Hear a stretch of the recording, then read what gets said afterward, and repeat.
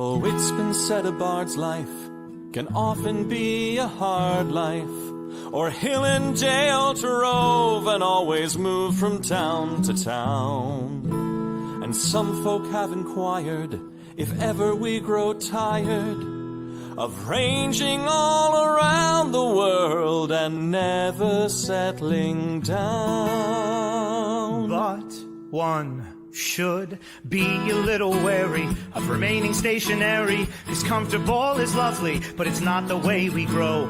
When life starts to unravel, pick up your pack and travel. You'll find a strange serenity in places you don't know. Wriggle-dee-dum-dee-doo-rat-terry-o-dee. There's so much to see beyond the open door. It's outward bound we go. Who knows what we'll find that we've never found before. Adventures waiting further down the road. It's waiting for you further down the road.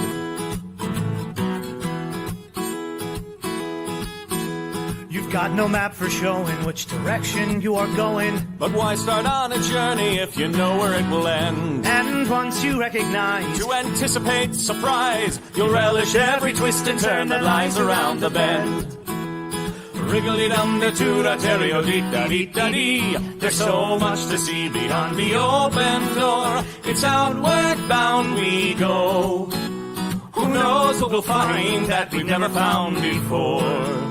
Adventures waiting further down the road. It's waiting for you further down the road. Lie-da-lie-da-lie-da-lie-da-lie. Lie-da-lie-da-lie-da-lie. Lie-da-da-lie-da-lie-da-lie-da-lie. La-da-da-lie-da-lie-da-lie. La-da-da-lie-da-lie-da-lie. The world has got its demons. There are many reasons why you'd find it harder to be brave than be afraid. But every life could use some danger. Every friend was once a stranger. Ships are safe in harbor, but that's not why ships are made. Wriggle-dee-dum-dee-doo-da-terry-o-dee-da-dee. A fwit-da-dee-da-dee. There's so much to see beyond the open door. It's outward bound we go. Who knows what we'll find that we've never found before. Adventures waiting further down the road. It's waiting for you further down the road. Lie-da-lie-da-lie-da-lie-da-lie. Lie-da-lie-da-lie-da-lie. Lie-da-da-lie-da-lie-da-lie-da-lie. La-da-da-da-lie-da-lie-da-lie. Adventures waiting further down the road. Let's go! Lie-da-lie-da-lie-da-lie-da-lie. Lie-da-lie-da-lie-da-lie. Lie-da-lie-da-lie-da-lie-da-lie. La-da-da-lie-da-lie-da-lie. La-da-da-lie-da-lie-da-lie.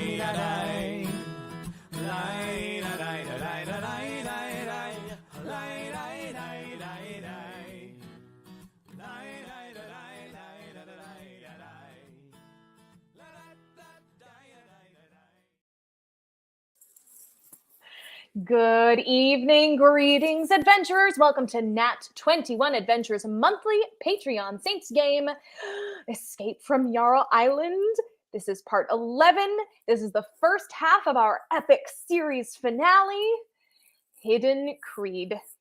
Oh, yeah. Oh, look at that. It's December 21st on Nat 21. It's 21 on 21. Actually, did you know that...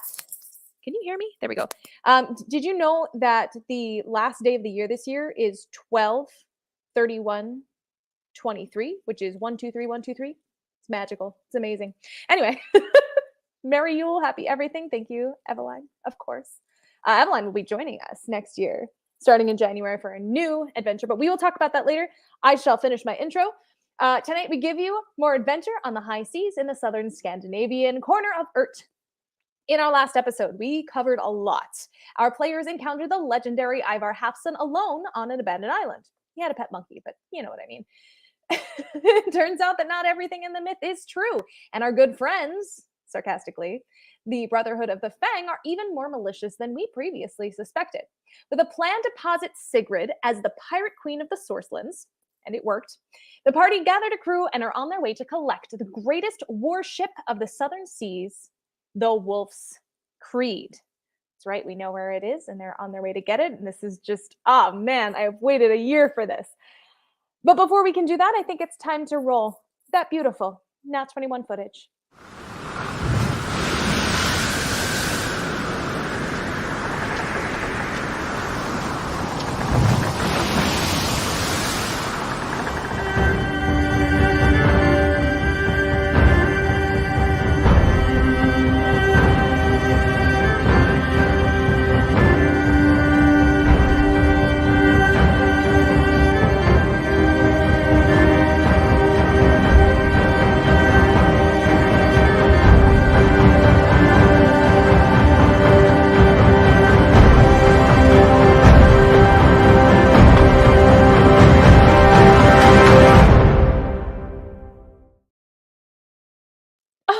That's so epic, and I know I'm excited for this to be over. We have 2 more episodes tonight and then a week from today, but I am going to miss that intro. I'm going to miss this story. A worship-worthy warship. Well, we are certainly going to find out. But first, let's say hello to our players. You guys have been on this channel like every day this month, and I love it. I'm so happy. I've seen you guys more now than we have all year, and it's fantastic. How are you guys doing? Doing great. Pie. What kind of pie is the question? We all must know. Orange. It's orange colored, but it's not orange. It's clementine, sweet potato. Oh, come on, pumpkin. You can guess better than that. You know, every time I do this, I know that she's going to make too much noise, but there will be an AMA where I'm going to bring Sammy Bird on so you can see the actual real Sammy Bird. I'm going to miss the Sammy Birds too. I'm waiting for them to come back. How are you, Traylon? Doing great. Sweet. Awesome. Yeah, I mean, I don't think you're ready for the first part of this adventure. I'm going to just go on record as saying, I don't think anyone's anticipating what's about to happen. But I guess we should jump right into it, shouldn't we? So, you think people aren't ready? I was the Legion of Gnome that worked for the Banana Assassin that now is part of the Santa Claus conglomerate. Santa Claus conglomerate, the Claus glomerate. That was a nutty 2-parter. That was not intended to be a 2-parter. That was so much fun. I'm definitely on the naughty list. Not that I wasn't before, but for those of you who missed that episode or the episode after, we killed Santa is what we did. We killed Santa, and it was fun, and I don't regret it. So, Blondie is a 12/21 on Nat 21. Are we gonna get like an extra Nat 21 bonus or something like that for this gameplay? Ooh. The Twitch mod has spoken. You know what? I will throw in a special bonus. I'm literally making a note now. I'm going to throw in a special bonus for you at an unexpected moment. Hang on. I mean, it's also my birthday month too. Well, that was at the beginning of the month. Oh, well, you didn't tell us. Oh my gosh, don't we have to know? All right, hang on. It was after my birthday was the 6th, so we had our game on the 1st, and then we had the huge big old gap. Sorry, I'm catching up over here. Well, then it is decided. I have my note here. It's going to come at a very special time. I promise. I've got an extra 21 roll for you guys at a crossroads. So, all right. In the middle of the ocean? In the middle of the ocean. Oh, you should see. I'm going to take a picture. All of those who are here that are Patreon subscribers, you are going to get a photo of what my workspace looks like tonight. I have stuff everywhere just in case. So I'm going to give you a little bit of information as we're jumping into this. You folks have now come from that 7th island all the way back down to that original island. That is where you're sailing toward, that Jarl Island, the namesake of our game, which was the first island that you visited, where you caught up with Sigrid, where you decided to part ways with the sheriff, all of that stuff. That is where the ship has been hidden. Of course, you guys didn't know that at the time. How could you have? But I do want to make sure that you understand that your characters will have been like a couple days or so, and closer to a week that you've been sailing down. You have 2 long ships, longboats, long ships. They are officially named. I have it here. The Bracken and the Draken. They are your 2 ships. You currently are all on board those 2. You do have enough to crew a 3rd ship the size of the Wolf's Creed. And just to let you know at the moment, yay, Rhubarb, I'm so happy. And also, I saw Screaming Dragon in here. I want to make sure you got yours too. If you're watching, you just know you did one as well. And also, we're doing another one today. So if you missed it, you have a chance to get another one. We have met a couple of our crew members last time, so I just want to mention a few of those again that we have that we picked up at that bar brawl, that Taxity Tavern.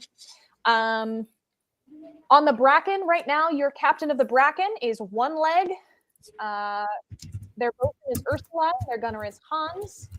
Just so you get accustomed to those names. And aboard the Draken, that is going to be your kobold ship, because those 3 kobolds somehow survived the fight, and they're all there. Bronze the fear of for the queen into them. Oh, they have been every time they row. It's been so obnoxious. For the queen, for the queen. Oh yeah. They're all in. They're ready to rock and roll. They're ready to they have never loved anyone more than our pirate queen. You also have some other members, and I'm just going to give this to you. Your plan is to have the captain of the Wolf's Creed, of course, be Sigrid. You can't really have anybody else. She's your pirate queen. But you are also on board to make sure that you are making sure she doesn't mess things up like she tends to do. Speaking of Argrax, you are our lookout aboard that ship once you find it. The bosun is another sailor named Olaf. The gunner is that half orc that just beat the crap out of everybody at that tavern. And she is the one that does have knowledge to use that dragon fire if you'd like her to. Decius is jumping on board as your carpenter, since he has some knowledge of shipbuilding, and your rigger is going to be trailing. You've got you're in charge of the speed of the ship there, my friend. So once you find that ship, if all goes well, that is our alignment of people and places. It's going to be hard to keep track of, but that's why I have all my notes. So, it's rigged. Yes. If anything is rigged, it's Traylin's fault. Yes. All right. That's why he has the automatic animal handling passes. Well, there you go. You figured it out, guys. That's why I gave you the options. All right. So you do come to the island. It is morning. It's a beautiful day. Winds are nice and calm. And the island is just as you left it several weeks before. You pull your 2 longboats up to the thick vegetation on shore. And all those familiar sounds are there. The birds calling, the whooping in the distance. The whooping in the distance getting closer. The whooping in the distance sounding very organized as it gets closer. Is it familiar? Sure is. Those the poop monkeys.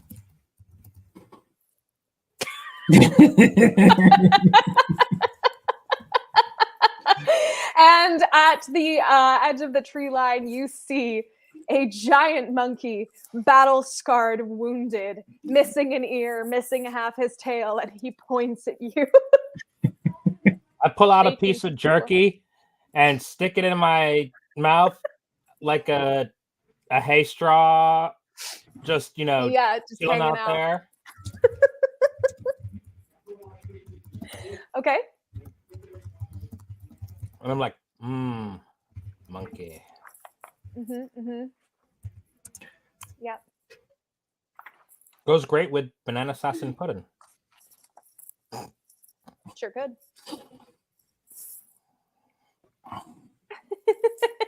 Grandma.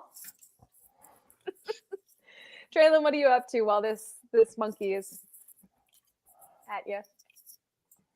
I'm just snapping my fingers and drawing flame forth with a little cantrip.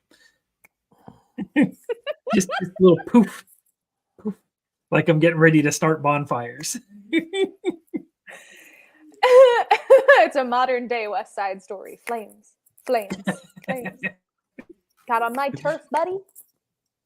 You need grass right. hands when you have ember hands. True that.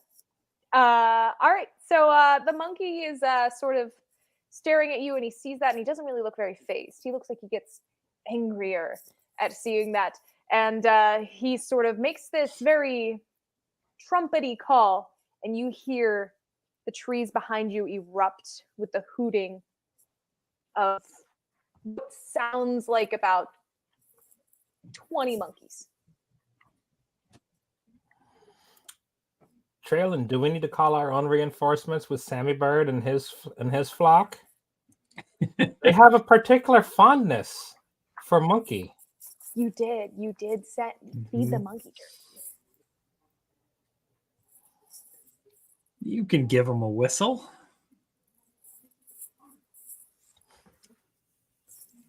I wonder if he's in range. Oh, yay, Screaming Dragon, you got your stuff. Yay. All right, sorry. All right, well, if you give a whistle, notice you are actually closer on this island than you were at the previous island. They were only two past this one. So you are completely in range to summon. Are you trying? How many are you trying to summon? Let me ask that question. Like a whole flock? Oh yeah, all the birds we can. All of them. Okay. So I'm gonna mark down. Let's say you're gonna call in about let's say 20 mummy guys. sandstorm in the sky. All of them. All right. So yes, after about a couple of minutes, you hear a flock, a beating, a thundering of wings, blocking out the sun as 20 Sammy birds ascend to the masts of your ships, just settling down. Oh, yes. I toss another piece of jerky up to Sammy Bird. Sammy Bird, good boy. Sammy Bird's very excited, catches it, comes down, flies down on your shoulder. Good bird, good bird, good bird.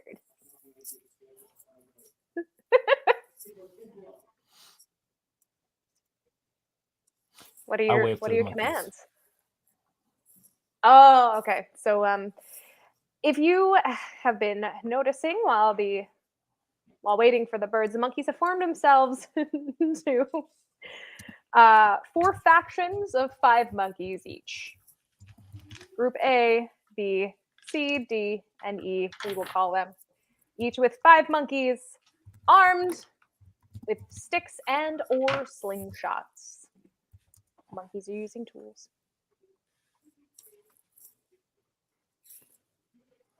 Is one of those groups of monkeys fairly tightly together?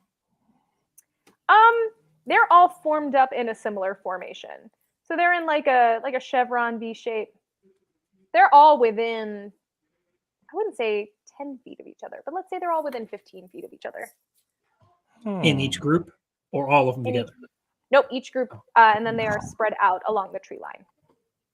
So each group is within 20 feet of each other, or 15, and then there are 5 factions spread pretty decently apart the tree line. They're not all huddled. Okay, well that's not going to work the way I thought it was then. I was hoping they'd be a little tighter packed. You fought them once, they're not going to make the same mistake twice. Unless they will, because they're monkeys.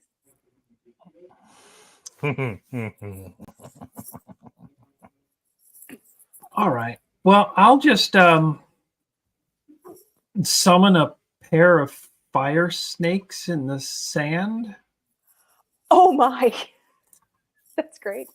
You need a dirt Beverly. It sounds like a drink you order at like a fancy bar. I'll have a dirt Beverly extra dry.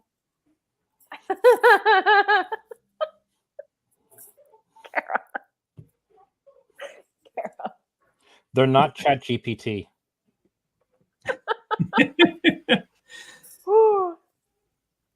Yeah. These are fun little creatures.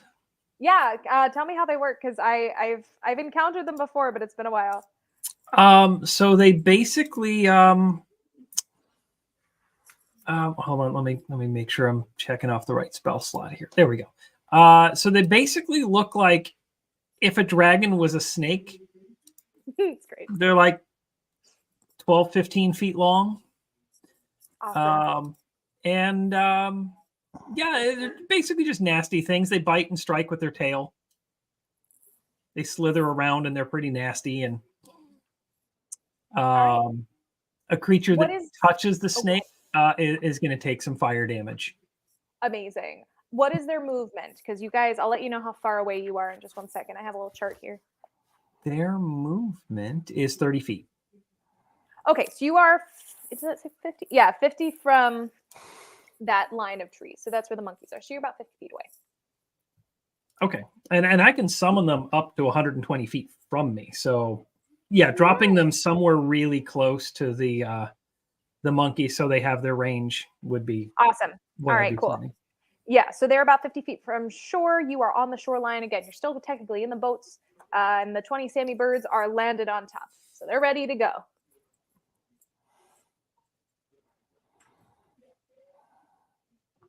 So yeah, you just tell me when where you're sending the snakes and what you're doing. And Argrax had a really evil laugh, and I really want to know what that was about. So I'll send those snakes to the farthest left group and just basically give them the, kill what I'm pointing at motion. Okay. Awesome. All right. And I don't know if we should roll initiatives or things like that, but I'm going to do that. At this point, we'll just go Traylon, Argrax, Monkey, Sammy Bird. Let's just do that one. We'll be rolling later.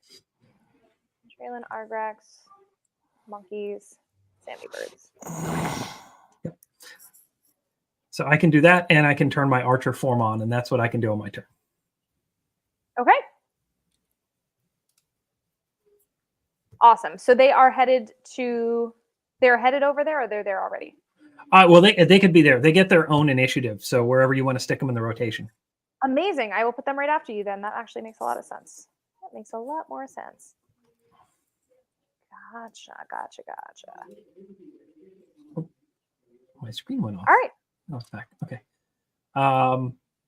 So they're going to each one's going to bite and take a tail attack. So I'll just do some quick rolls. 16 to hit with the first bite. Yes, it does. Nat 21 with the second bite. There are less monkeys now. A 20 to hit with the first tail strike, and a 16 to hit with the second tail strike. So the first one's 8 damage. I don't know how much monkeys take. Yeah, all of it. All of it? Okay, well, then the one that got crit is toast. Yep. A tail strike is 5, and another tail strike. The monkey missed. Is 3. That took out the second monkey. Oh, okay. Were you aiming at 4 different monkeys or just 2? They're just going to randomly attack whatever they feel like it. They're not the greatest intelligence of creatures. They're just kind of chaos. Okay, how long are they? They are medium-sized creatures, so they're as tall as a person when they're standing up. So more than 5 feet. Okay, they have taken 4 monkeys. Let's move on. There's no way they didn't take down 4 monkeys. Monkeys are not very.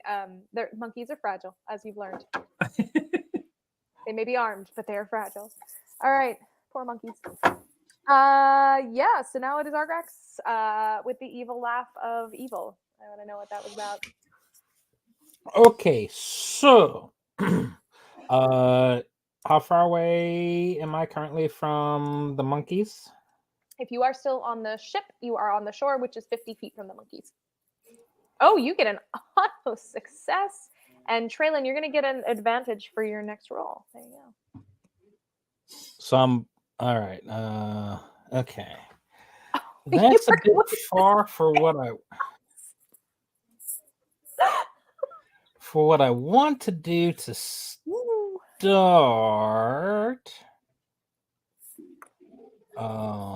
Let's actually hold on a sec. Wait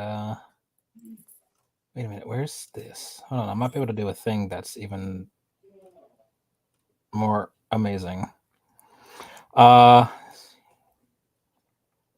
can use a bonus action and then take an action in that sequence. Sure. Mhm. Yeah. Okay, great. I am going to Misty Step Oh, okay. because that way I can get in range to do what I really want to do. Okay. And I'm going to Misty Step, poof, up behind a line of monkeys in the V. Okay. And about how far apart is each group spread? What's the Each width group of a is. group? I didn't mark it down, but just from my little chart here, it looks to be about 25 to 30 feet between each one. They're covering the whole shoreline. Very organized. Well, I am moving in such a position to maximize the amount of individual bodies that I can fit within a 5-foot wide by 30-foot long line. So if you're hitting 30 feet, you can take out a whole chevron of monkeys, which is a weird sentence that I've just said out loud, but it's true. And I am going to breathe acid. Oh no. No. Okay. So every single monkey that is affected needs to make a dexterity roll. Okay. And monkeys have, believe it or not, only a +2, so that gives me 15. Apparently the DC is only a 13 for that. No acid monkey today. Say for half. Oh no, that just means half right. damage. Yeah. That's right. I got too excited. Carrot fried monkey. Okay. Maybe he should just roll damage because if save for half still kills monkeys. Yeah, oh, it will. This is 3d6 at my current level. Okay, yeah, no, let's. You know what? Just do it because you don't really have to. I forgot about. Yeah. So the d6 give me a 3, 4, and a 4. So each monkey is taking 11 acid damage. And you are left with some flaming monkey hide and no more monkeys. That is 5. So yeah, so all of a sudden a warlock just appeared behind them and turned to goo an entire group of monkeys. Yep, for sure. For sure. They didn't even have a chance to fling poo at you. And I let out a little chuckling sneer. They had slingshots. They had slingshots ready to go. Yes, they had. Had is the word. You're right. Yeah. All right. It's like a, it's dip from Roger Rabbit. Oh, this is just as sad. Yeah. You remember what happened to the little shoe? Oh, no, don't remind me. He's a monster. That's the monkeys now. No. All right. So it is the monkey's turn. The little group next to the one that you just attacked are very angry. They are very angry, and they are all going to collectively take their dung balls that they have prepared. They're like little compact, they almost look like cannonballs, but obviously they're not cannonballs. And they are going to load up their slingshots, and or they will have their slingshots out because again they're already holding them, and they are going to fling at you where you're standing, Argrax. You said you came behind the monkeys, right? So the next group over is going to be 20 feet away. Okay, 15 to 30. All right. So let's see. I don't know if you can see that. Second Uh-oh. 21 of the night. +5. So that is going to be. Hang on one sec.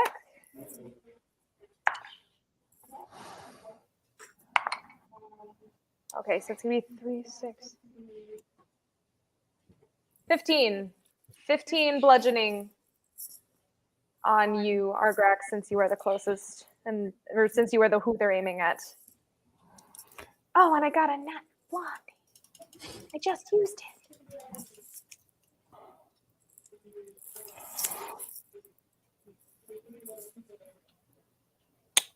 Hellish Rebuke. Oh. I'm a warlock. Okay. Here's my reaction. Okay. Die with fire. Roll a save, right? Yes, roll a save. So, yeah.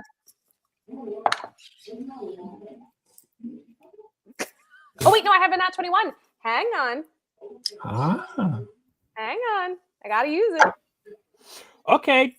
All right, you take half damage. My damage is 5d10 fire. Okay. I do hate to remind the Twitch mod, but a nat 21 save takes no damage. Oh, well, yeah, I guess that's. But you know what? We've evened out to fight another day. But I appreciate the passion with which you just attacked. Don't hit me with your poo. I'm sorry. It's Blondie's fault. Genuinely. I tried. Get out of here. All right, fine. Sorry. Blondie's already busted her 21 then. Yeah, she did. It was worth it. All right. The Sammy Birds are going to move as a unit. They are a swarm. So I'm going to have the Sammy Birds attack that same spot that you were going, that was coming for you, that you just hellish rebuked. So they are going to take their opportunity and they are going to swoop down on them, and they have the ability to bite. So they are going to aim for 5 of those monkeys, and they are going to. I love as NPCs when I attack myself. 10. Their AC is. Oh no, it's +4, so that would be 14. Okay, they do hit, and that's gonna be 1d. Wow, that's gonna be 5. Piercing damage to bite each of those monkeys. And guess what? Those Sammy Birds just took out a faction of monkeys. The Sammy Birds just took out a faction of monkeys really hard. Thank you for the +5. That's awesome. Yay, a time when a +5 to DM helps us. It did. I know. I got to use it as the next one. That's so funny. And I will tell you that Sammy Bird is a very good Sammy Bird, the real one, and her favorite thing in the world is to bite. So even though she's very well behaved, still her favorite thing. Well, yeah, so she really loves the monkey jerky after I introduced it to it. She would eat monkey jerky if it was real. I'm just throwing that out there. All right, we are back to Traylin's turn. I'm going to give a glower over at our captain and basically say, Captain, orders for the crew? And then I'm going to fire a bolt at that lead monkey. Big ugly guy. The lead monkey? Yeah. That one? That one. All right. Sigrid goes, oh, yeah, I'm a captain. And that would be a 24 to hit that monkey. Oh my god. Well, you do. Yeah. Yeah. That is 8 radiant damage. Oh, yeah. Okay. You got that monkey too, because he was already suffering a little. You really got him. All right. Yep. Sure did. All right. Monkeys are not, like I said, they're very fragile. It is the snake's turn. All right. So they got one left in their crew to bite. Oh, wait. No, I can't roll damage before I roll the attack. That doesn't work. But a 13 to hit on a bite. Just barely. That is a hit. Okay, so 5 damage since I already had it there. And then they're going to slither over to the next group. Can they get there with 30 feet? Yes. Okay, perfect. So bite number 2 is another nat 21. Whoa, this is 3 actual rolls in 35 minutes. Wow. All right. Yeah, the digital dice like me tonight. I don't know why. It's usually not going this well. Yeah, a dirty 20 to hit. Okay. And a 14 is so far. Yeah, the 13 was my lowest one so far. Okay. So just to make sure we don't roll. Oh, yeah, 11 for the first hit, 9 for the second, and 7 for the third. So you yeah, have taken out nothing so like a many- 1 or 2 is the lowest I can get. So many monkeys. So many monkeys. So many. Now, oh boy, it is Argrax's turn. The monkeys really want to fling poo at you again. Like real bad, but it's not their turn. So That's fine. I've got something for them. Who do we So, fling for? all right. He got rid of the ugly Yeah. pointing monkey. The evil monkey is no more. Yeah. Okay. Well, so the ones that are right nearby that want to throw poo at me again. Yep. 2 of them are gonna take Eldritch Blasts Oh. to the Okay. face because I got 2 beams. To the face.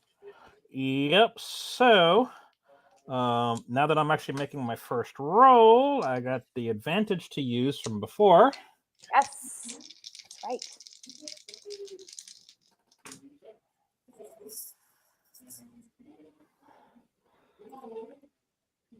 So, let's see. Well, that 3's out, and that was a 16 plus 8.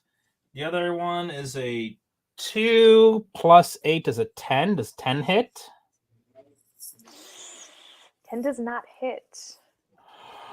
Okay, well, the one that does hit is getting blasted with 9 force damage. 9. Okay. Hey, Argrax, Huh? I'm having a good star day. Add 3 to your roll. Ooh. There's a 13 hit. Sure does.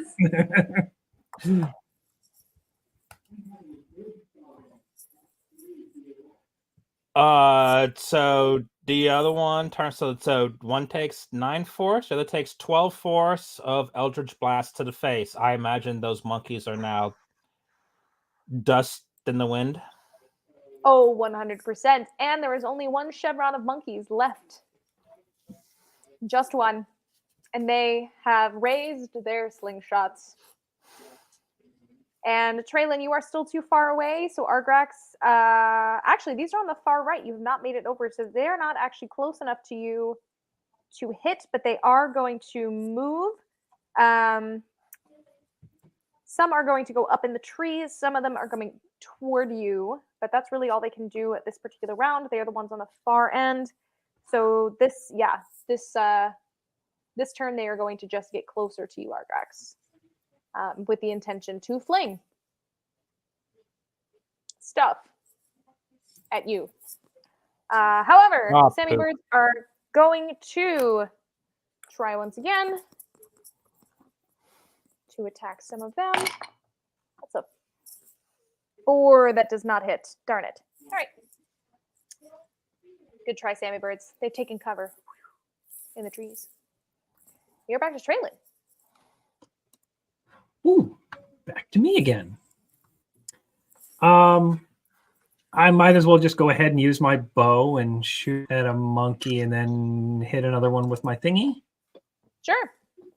15 with the bow. Okay, that hits. The lowest I can roll is 4 damage, But you got a monkey. but I got 5. Okay. And my spell attack. Oh, it's only 12 to hit. well, I guess I missed that one. Nope. 12 hits. Oh, a 12 does 12 hit. hits. Oh, 11 okay. doesn't. 12 does. Gotcha. Well, that's 9 damage to that guy with radiant. Awesome. All right. You got him. And It truly was radiant at the end. like a shining star. Snake turn. Snake turn. Snake. There's a lot of animals just like going. Oh, the first snake crit misses. Ooh. But the second one hits definitely. 17. And a So much missed. tail swipes and dirty 21, and a tail swipes only a 7. So I got 2 hits out of it. Okay. 7 damage and 7 damage. Okay. There is one singular monkey left, and he is determined.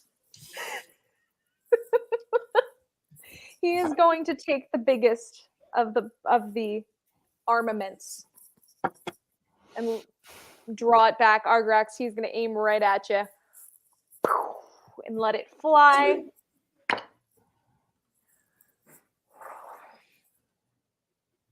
That's a 1. That's a 1. That's a crit fail. That is a fail.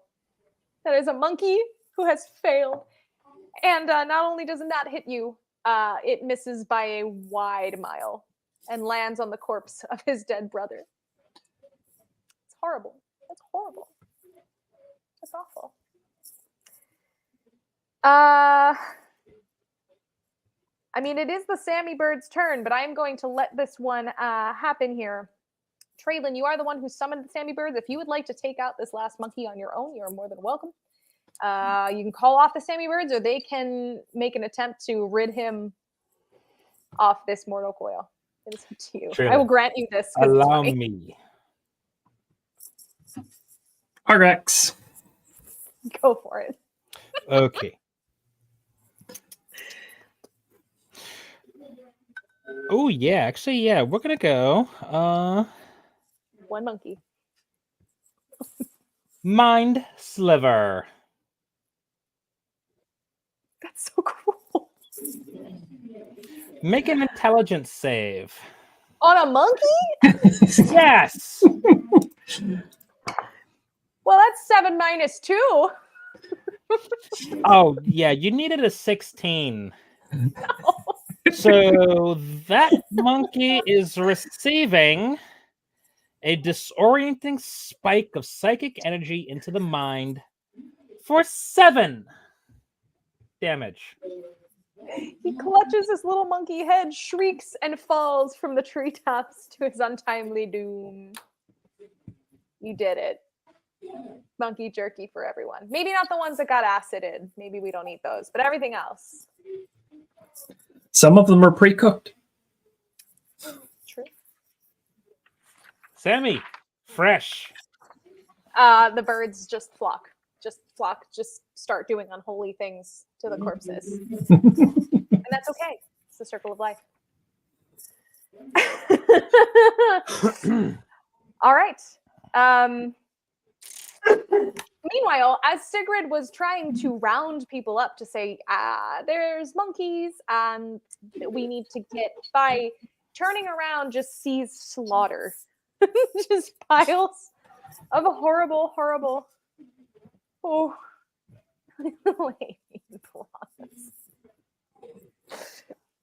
yeah.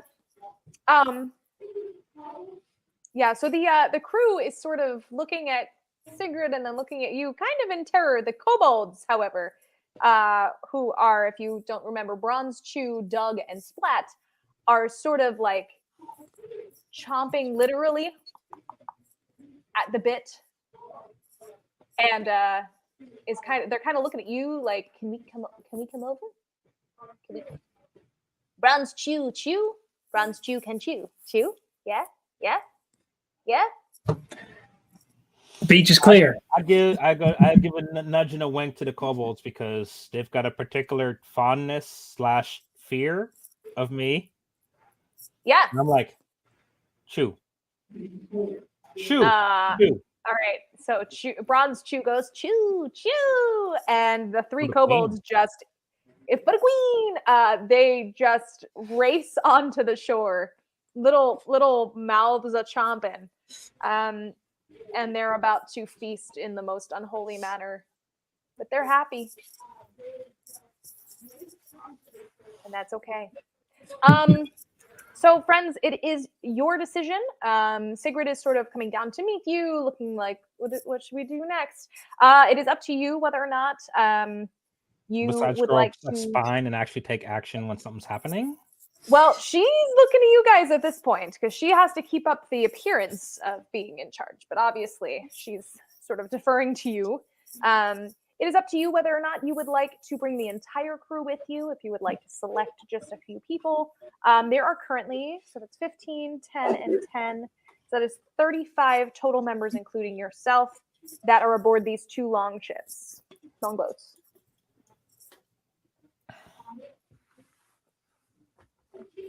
I think we should probably bring a couple of the tough ones. Definitely enough that we could pilot this other ship if we needed to. Okay.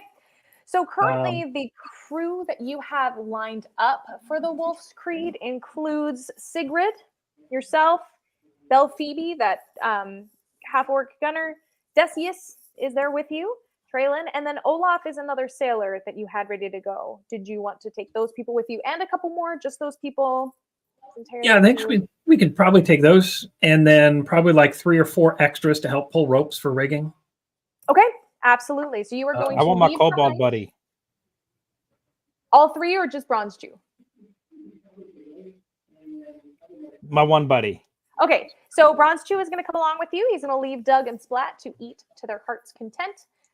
You have 2 others, just random sailors, just good old sailors, and your other members of the Wolf's Creed, once you find it. They are going to come with you. Now, you can go either left or right. You are at a cliff face. Remember, when you had first walked in, you had the option to go left or right in search of Sigrid, and you are met with that same wall of rock as you were before.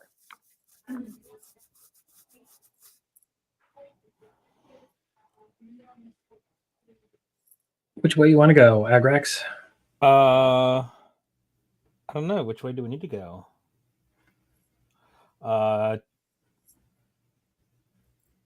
Towards something large that a ship could get into.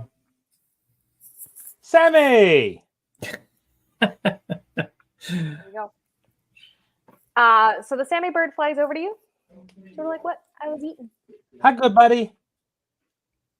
Can you help me out now that you've had good snacks? Good bird. Good bird. Can you and your friends check both directions quickly and see if they can find where a large ship might be? And then let me know. Good bird, Sammy bird. And they fly off. A couple of them go this way. A couple of them go that way. A couple of them go straight. And then within a minute or two, you get them coming back to you. And those on your right side are peeping away. Peep, peep, peep, peep, peep, peep. Follow me, peep, peep. I give them all some of the fish jerky. Yeah. As a reward. Good, nice. Good birds. All right. Well, And that's where we go. That was way easier than I thought it was going to be because you guys couldn't figure out the crab puzzle. So I was wondering. That was awesome. Why figure out your puzzle? We'll use your own stuff against you. Just ripped it out of the ground. It worked. As is. Oh, hey. We could either summon the flying creatures because me and him can both summon stuff. Yeah. Or we can use my good friends that I just got them fed with a whole bunch of fresh monkey. I think they'll help us out. All right. Well, before you guys head to the right there, I forgot to do this about 10 minutes ago. So you are watching Nat 21 Adventures Patreon game, Escape from Jarl Island. This is episode 11, which is the first part of our 2-part epic season finale. We have shows all week long, maybe not between now and the end of the year, but usually we have shows all week long on our channel. And you can go to nat21.com to learn more or to become a Patreon, patreon.com/nat21adventures. Hey, look at that. All right. I can be my own Metatron. Woo. All right. So you're heading around the corner. Everybody's kind of in a jovial mood. It's a beautiful day. Just slaughtered a bunch of monkeys with absolutely no resistance whatsoever. And as you're turning the corner around this large rock face, a cool mist hits your face as the thundering sound of a waterfall reaches your ears. And it is there that you see, perched atop a rock, is that ship of legend. Ignore the other ship. This is the best image I could find.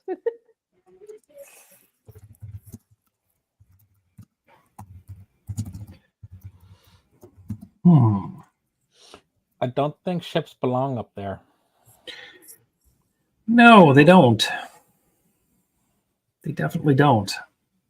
We're gonna have to go check this out and see how we can get this thing out of here. So there is one thing I will draw your attention to, because this is accurate except for that second ship right there. There is a gap right there where that ship is headed, big enough to go in and out of, with a trail that does lead you to the ocean. You can actually see it on the other side. But what you are seeing is you guys are along that shoreline. That rock is across the water from you. It's rushing water. It's a little hard to traverse. And that ship is pretty high up there. That's about, I'd say 50 feet up at least. So over the river and through the woods, almost literally. How good's your water bending, Traylon? I was just thinking about that. I'm trying to see. Speaking of what solves crab problems.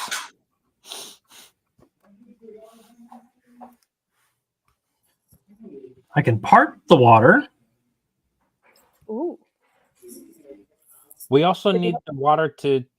Can we use water to get the ship out of those rocks?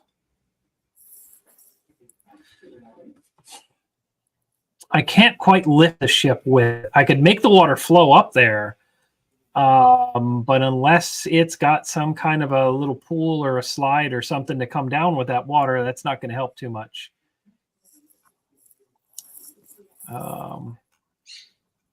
But I could park this water in front of us, and we could take an easier walk over there.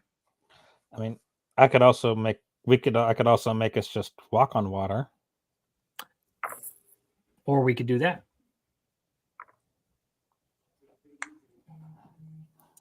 If we can walk on water. If we can walk on water, I don't have to unsummon the snakes. Oh. Yes, because in all of our overnight time sessions, we have cycled through, and I have re-picked up all of my rituals from you again. Oh yeah, it has been almost a whole week of sailing. You guys have everything you need.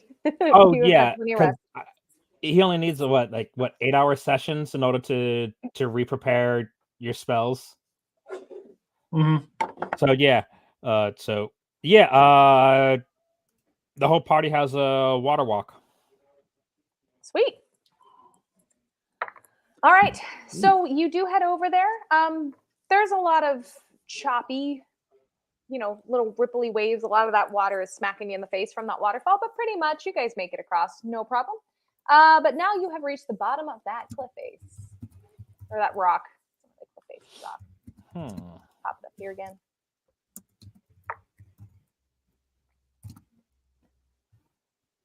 Climbing time.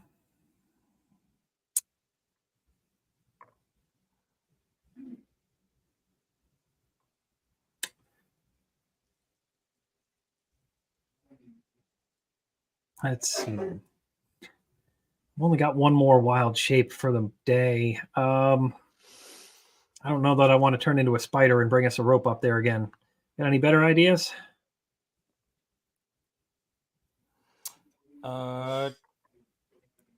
What about destruction of the rocks to unlodge the ship?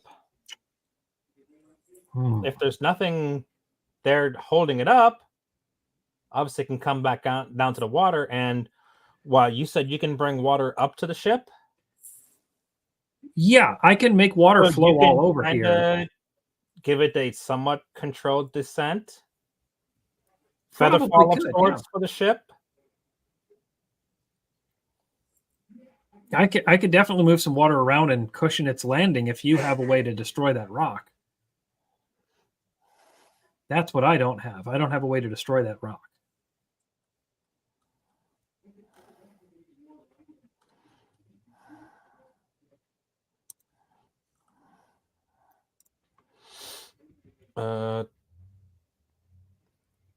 Where's a dwarf when you need one?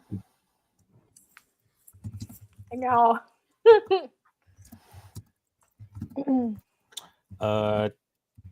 Inspect the rocks for structural integrity and stuff like that sort of thing. I was going to say let's Do we just look see around. I any mean, they had to weaknesses? get the ship up there somehow. And I'm pretty sure they put it there on purpose. So, is there anything? Everyone investigate. Like old crane mechanisms or anything around? Nothing. I would love to see what are you doing an investigation specifically? Like climbing up? I can do a I can Anything do that. I'm a crazy that can little be better considered just animal handling? perception. But I can investigate. Okay. No, I'm not that great at investigation. 6. Okay. You don't see any ropes or pulleys or anything. It looks climbable. You can get up there pretty easily. It's a little slippery, but Oh, I apparently got an advantage. Thank you, Evelyn. hey, look at that. That is a nat 21. Woo! All right. So you do see that there's something sort of jutting out of the front of that ship. Right at the bottom on the underside. It's a big ship. So it's a something from where you're standing. It's you can see it. It's a something. Well, Argrax, there's something up at the front of that ship. Maybe what's holding it up there on the rocks? I don't know. We're going to have to climb up there and find out. That's where is? Hold on, I'm trying to find.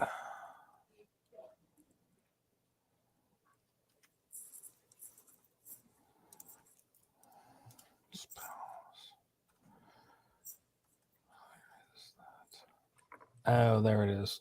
Darn. Plotting. There's so much plotting happening. Oh my gosh.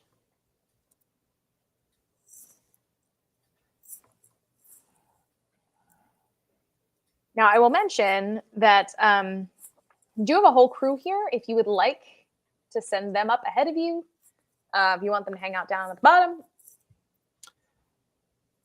That's a good point. They're waiting at Sigrid's beck and call, and Sigrid's looking over at you pretty much at all times going. Kind of give her emotion of all these people up there. So she sort of looks around. All right, all ye lazy lubbers or whatever, go climb and get up there. Go on. So, Lead by example. Oh, yeah, me too. Make way. You, Kobold, you go first. I'll go behind you. Just in case. So yeah, they are making their ascent slowly but surely. It is a little slippery. It is also easy to traverse. They're just taking their time. Bronze Chew is in the lead, just like, but a queen, but a queen, but a queen, but a queen, but a queen. He's never been happier, I think, in his whole life. We'll add that to the Net 21 soundtrack along with Nippy the Snowman. I love it. Oh no.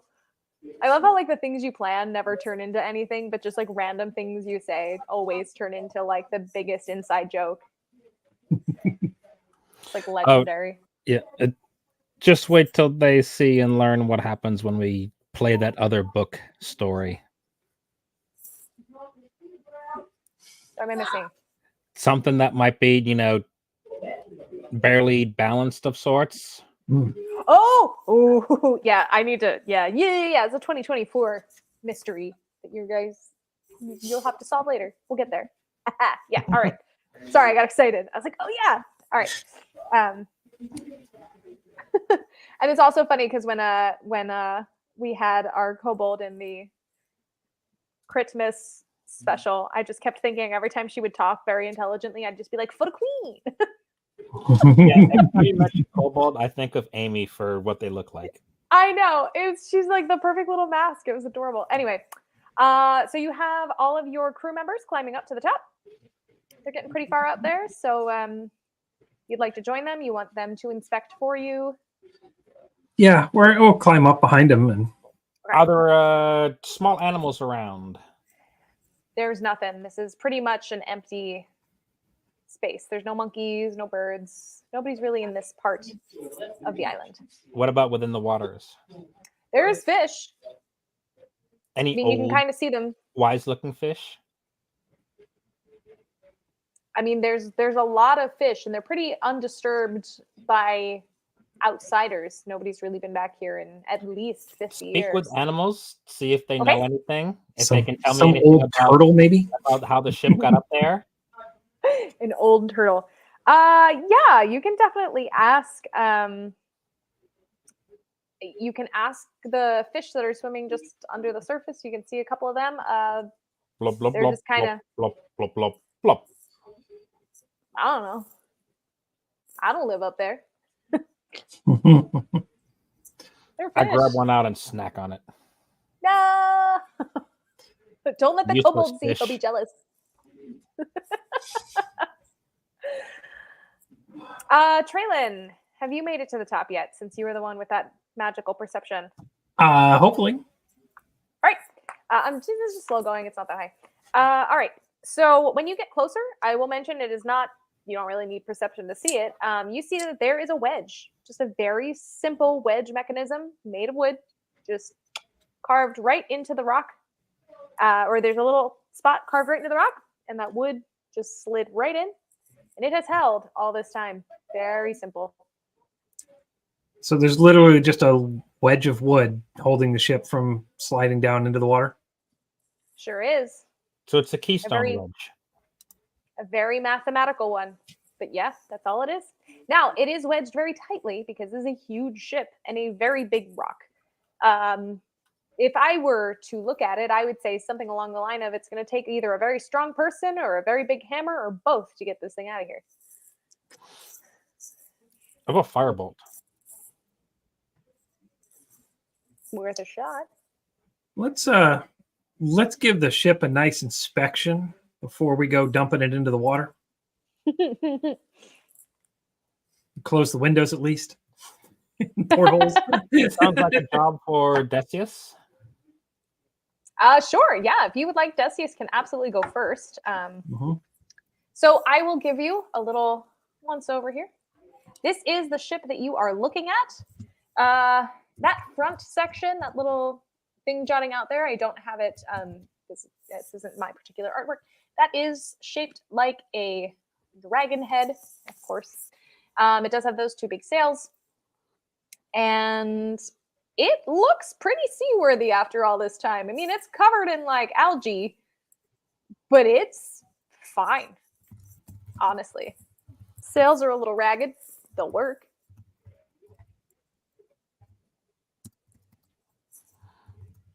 Decius is going around inspecting it, and so far he has not found anything concerning.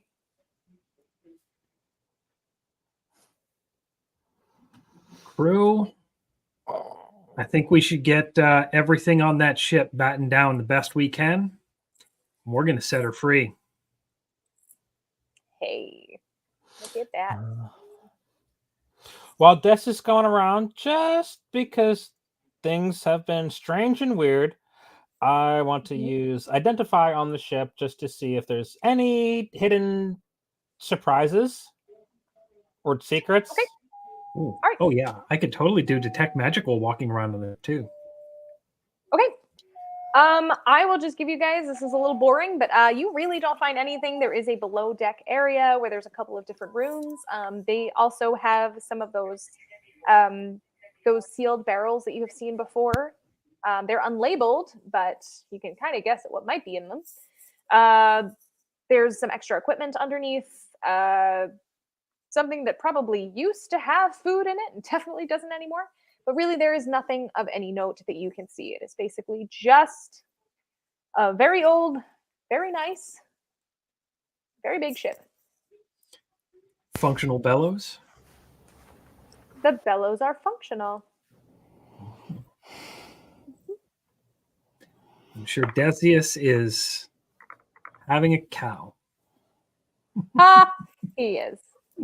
I'm not going to monologue at you, but just assume he has not shut up. And that's what he normally does, but this is like on overload, for sure.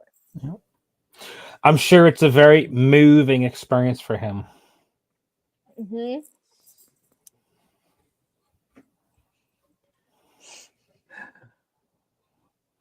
There's an inscription left on the bellows. Sorry, I have to leave you. Bye, son. It's terrible. I'm so sorry. That's not real. Please don't. That didn't happen. Anyway, before I make more terrible puns, we got silence on the Minotaur. No, he's so happy. Get out of here. Yeah, I mean, from all angles and from everyone who is looking around, it really does not seem like there's anything of concern. It's just up on a rock, really high. All right, so here's my plan, Argrax. We get some of these big, strong crew to lash some rope or chain around that block. I bring a bunch of water up here to take some of the weight of that ship off, and we rip it through. Yeah, I definitely say we get make ready for sail. I can cast Firebolt on that wedge to burn it up, weaken it up some, and then if it says precisely balanced and positioned as you say, as soon as that wedge starts to soften and burn and char away, it'll fail, and the weight of this ship will go ahead and break it free. It could. You could try. See what happens. We could all. It could break in half, and then you'll never have a ship, and the game's over. Let's find out. So, who in Patreon land's got a 21 for this to happen and work without a hitch? I don't know. All right, so I'm going to say that you've got your... you definitely have... you're getting them. You definitely have Decius, who's going to use his strength. He's a big, strong guy. You've got Olaf, and Bronze Chew, you can't keep him from this. He's so excited. He has lashed himself to the deck and is hanging there, pulling a chain, ready to go. So excited. And there's my 21. Yep. All right.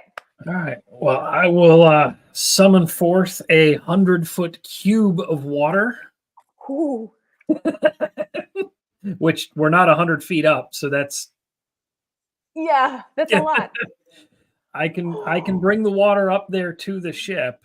It's not going to be a cube. It's going to flow uphill. It's just a ton of water flowing uphill like a reverse waterfall. Okay. And I'm just going to push it up into that ship and try and give it a smoother surface than rock to fall down. Okay. All right.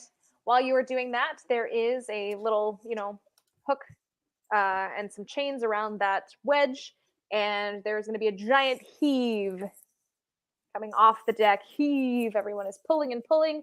It is kind of moving a little bit, Argrax, maybe with your help. You can get that last little bit of momentum there. Well, it also had taken 14 fire damage to soften. It took 14.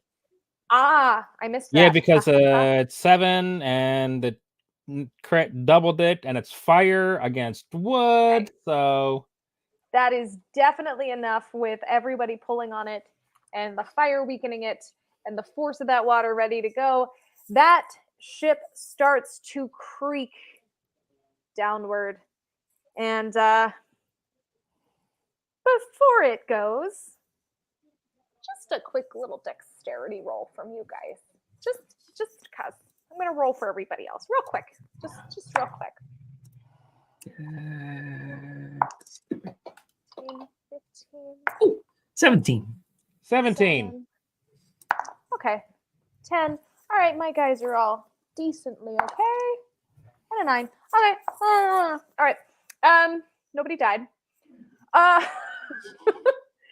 Like the roller coaster that you went on when you were like 8 because you were finally brave enough to do it.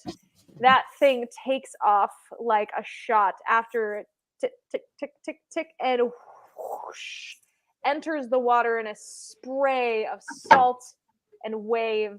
It rocks back and forth, slamming you against the rigging, against the side rails. And it comes to a rolling, splashing stop. It just made Splash Mountain look like a kiddie ride. Sure did. It's just a log ride. It's the world's biggest log flume. I will mention that Bronze Chew, because he was still swinging from that rope, he is going to take a little damage. He rolled a 9. So hang on, let me give him... Okay, you took 1 point. You took 1 point of head smacking against the side rail. But otherwise, everyone is okay. And with that, I think now is an excellent time for some confessions. We've got our ship down. We've got good friends and companions. We've got Sammy along for this epic adventure. Sigrid is doing better-ish. Not completely useless, but still, it's Sigrid. Let's finish this. Yes. Oh, back on the boat. Tell you what, I may be half cow, but I'm starting to get sea legs.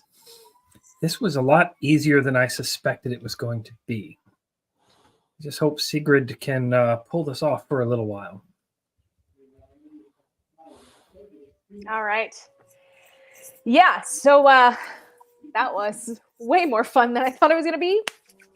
And they did it. They have a ship now, so that's good. I wasn't sure if they were going to, but here we are. We can continue going. But of course, before we do anything else, before we even go into our commercial break, it's extremely important that we do our Christmas giveaway for the night. Yes. And I apologize if you hear a siren. It's perfect timing. That's actually Santa Claus. I don't know how I killed him 2 weeks ago, but he's there. So excuse the sirens. Anyway, he just came to make sure I'm not going to try and kill him again. All right. So here is tonight's lyric. Actually, before I do that, just so you guys remember, what we're going to do is you're going to finish the lyric there in the comments. It is not necessarily the first person to type it in, but the first person that I personally see have the right answer when I click back onto comments, that is who is going to win our Christmas giveaway prize this evening. So good luck to you. Here is your lyric. And I'm going to come back to this after our commercial break. Happy typing. So, first of all, we are brought to you tonight by Mab's Mobile Mercantile. Woohoo! It's a whirlwind of whimsical merch that awaits you at Mab's Mobile Mercantile, where you can find stickers, magnets, mugs, and more with incredible and hilarious imagery made by our very own Mab, just Mab. Be sure to drop by the shop at mabsmobilemercantile.com. Also, I know this is the wrong graphic here. This is for the D&D Tour to New Orleans that just completed earlier this month, but there is another D&D tour. It goes to Muncaster Castle. Travel to the UK with Paolo Garbanzo and friends to play D&D inside a real-life castle. It's a real castle, guys. Actually, you know what? I think I do have the graphic in here. There it is.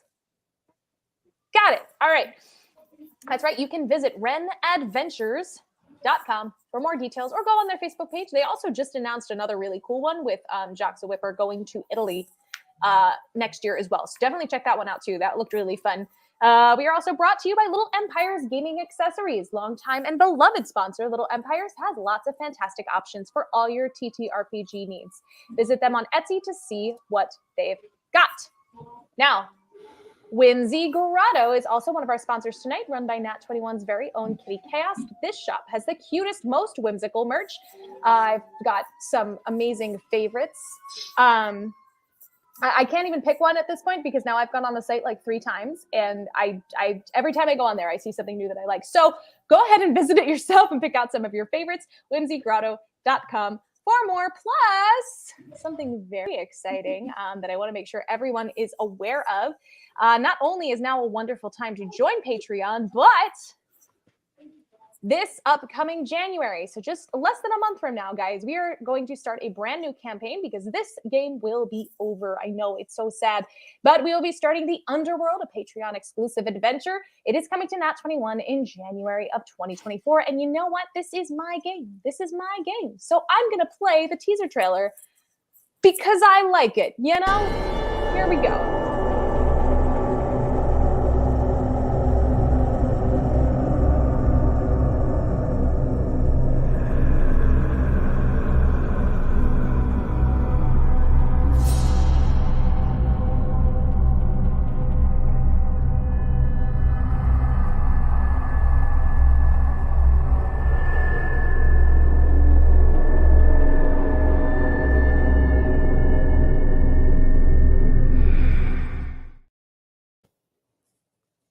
Yeah, I'm really excited about that. I'm so excited. So to join that game or to check out all of the other perks at our Patreon, there's a lot of them, especially coming in 2024. You can go to patreon.com/nat21adventures for all that information. Now it is time to see who won. Let me see who's the first one that I saw. It was Blondie. Teacher says a hippo is a vegetarian. I know you spelled it hoop, but I know what you meant. Blondie, you have won our Christmas giveaway this evening. I know you were probably not the first one up, but you were the first one I saw when I clicked back on. So, yeah, it's totally your worm. All right, but before we can move on, I'm going to bring everybody back in here. And I'm going to mention that we couldn't bring this nonsense every single week like we do without all of you folks watching at home. It's thanks to your support and viewership that we can bring you swashbuckling campaigns like this or spooky campaigns like the Underworld next year. So here's to each and every one of you. Huzzah. Thank you so much for all of your support throughout 2023 and into the new year. And Santa has officially left. My apologies for that one. That's my karma. That's what I got. All right. Yay! Patreon time. All right. Sweet. So, my friends, you are on your glorious ship, the Wolf's Creed. That ship goes right out into the ocean. It's amazing. It has like a secret path, leads you right out to the ocean. And you are able to be seen. It is a big ship. The longboats do see you off in the distance. They have come along to join you. I will mention that the plan Sigrid gives to everyone is to have all of the crews assemble themselves, get acquainted with all of their positions, make sure everything is in order before sailing off back to that 7th island, that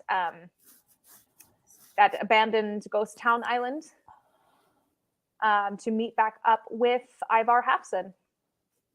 Make some plans for total world domination or whatever it is you guys want to do. So anything that you would like to check out or do or get in order while we're sailing away here? No, not particularly. Okay. I will remind you that there were barrels down, some sealed barrels down below deck. Yeah, we'll open a few of those up and see if we can find the right mix. You said one of our crew is going to know how to do this, right? Absolutely. So between Decius's vague knowledge of what his father had put together, and Belle Phoebe is your half-orc that is an experienced gunner.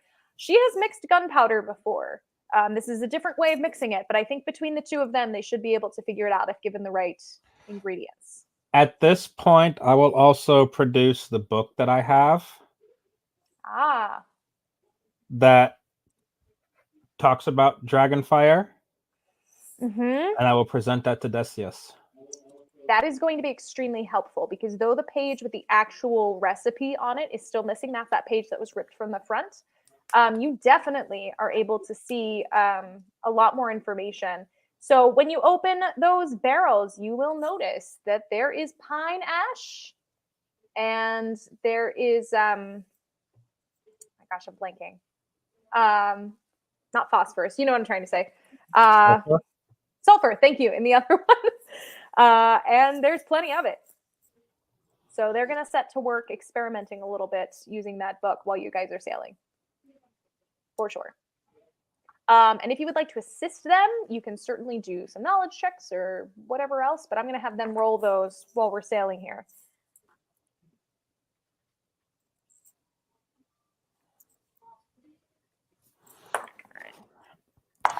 I'm gonna do some light activity and regain my spent points. Okay. Yeah, I mean, you guys can definitely take a short rest here. You're sailing out into the open ocean. You've got a long way to go. And okay, so 14 minutes. All right, I'm gonna say that they figure it out because they both rolled over a 15 each. So there you go. Sweet. All right, so with the crew acclimating, the long ships are on either side of you. Your big warship is sailing away. It is glorious, truly. It is a sight to behold. It's got these big sails. This, probably was once very shiny brass, but still brass reflecting off of certain carvings. It's really beautiful.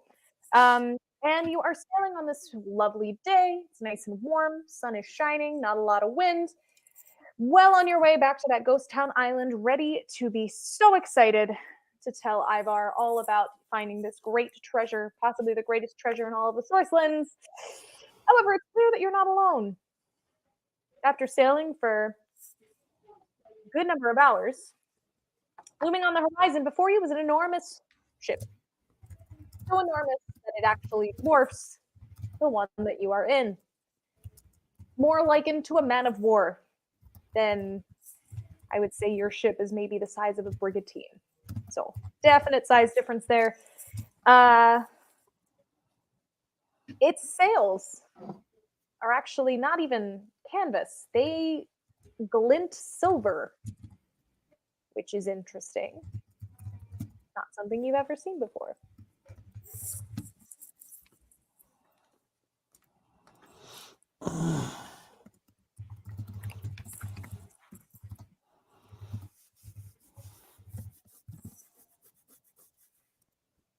Look out. What do we see?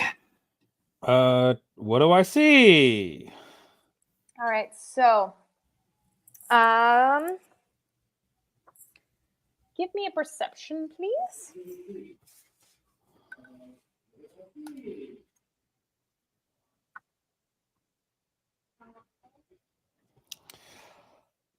Three. It's a boat. Wow, I'm really glad you're on board the Wolf's Creed and not the Titanic. Something bad would have happened. It's a shiny ship. It is a very shiny ship. You're not wrong.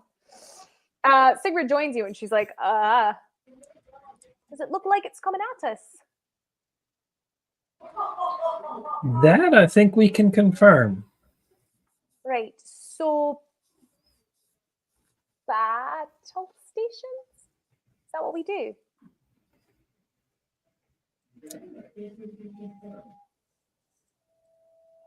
Besides our fire-breathing ship, do we happen to have any cannons or ballista? Yes.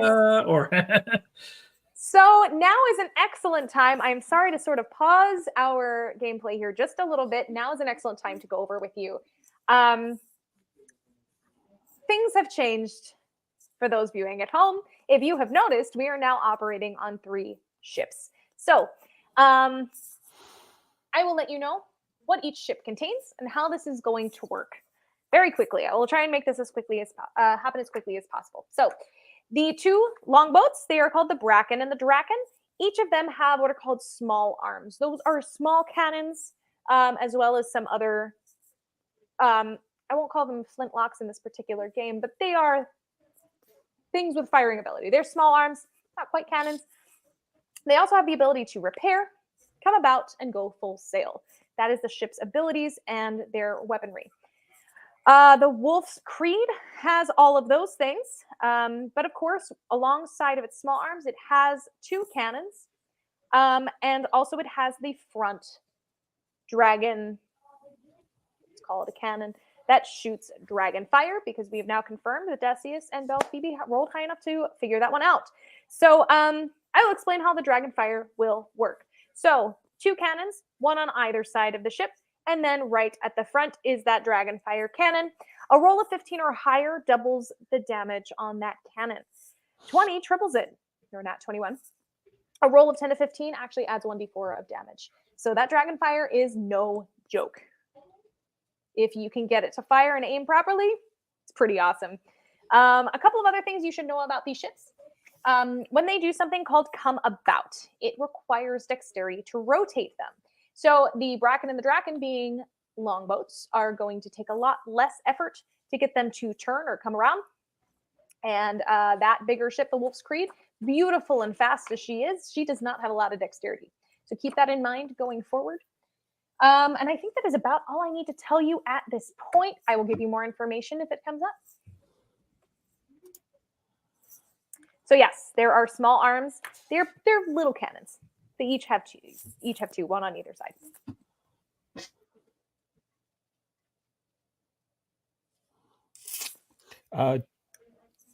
Yes, battle stations is a marvelous idea. All right. So. And I think we should go to full sail. All right. So this ship is coming at you straight on. So you are all going to turn your bow, Brett, toward the north, where it is coming from, down to get you. You are headed north. They are headed south. Let's see. You want to go full sail. Oh, it's not following us. It's coming at us. It is coming at you. Aha. Oh, yeah. Off on the horizon. Yep. Mm-hmm. My apologies. It is coming south toward you. All right. Full sail is actually the job of the rigger. On rigging is Traylon. So you are going to do, just give me a, hang on, let me see what roll that is. 1 second. Let me make sure I'm getting this right. Charisma, actually. I have it written as charisma. Charisma roll +4. Oh, it's not animal handling to drive the ship? I mean, because charisma's my worst. Let's do animal handling, and I'm sorry, it's +D4. You roll an extra D4. So let's do it. You know what? Let's do animal handling. Darn it! Just do it. Just do it. Don't make me change my mind. What's your minimum plus a D4? So 21 plus a D4, dirty 21, which is a 4. So 25 to go to full sail. All right. So you go full sail. So your ship, there's so much. I got it. We're fine. Going full sail, you have a speed of 200 feet when you were going full sail. So you were going to move that full 200 feet. I wish I had an action cam. I have a grid and little props here set up. So you were going to get very, very close to that ship very quickly. While you are going full sail, you are going to, Sigrid is going to signal to the 2 longboats that they should do the same. So I'm going to have their riggers here. Try to get them to go full sail. That's a 3 plus D4, which is not great. 5, so one is not going to catch up to you as quickly. And the other one, 18 plus a D4. Oh, +4. All right, they're going to 4. So nice. Yeah. So they're going to come up alongside you. They do move a little bit slower than you guys do, but they're going to be coming up. One is very close on your right. The other's lagging a little behind on your left, but they're coming. They're on their way. You are going to see, as you get closer, that these sails are not just silver. You are coming up very quickly to the ship. And I don't think it's a surprise to anyone that they are flying the banner of the Brotherhood of the Fang. Surprise, surprise. Surprise, Yeah. surprise. Surprise, surprise. Totally didn't our see that guys, coming. right? Actually, I didn't. Oh, okay. Yeah, because the sun was in your eyes, huh? Anything you would like to be doing at this moment? I'd like to know when we get closer down to about 120 feet. But before we get there, I think we should, probably move the cannons to one side so that we can turn and fire flank. Okay, would you like to put them on port or starboard? Yes. They are on port and starboard. They can go in one, move one. Let's put them to the starboard and prepare to turn port when we're in range. Okay, so you're going to move both cannons. Do you also want to move the small arms?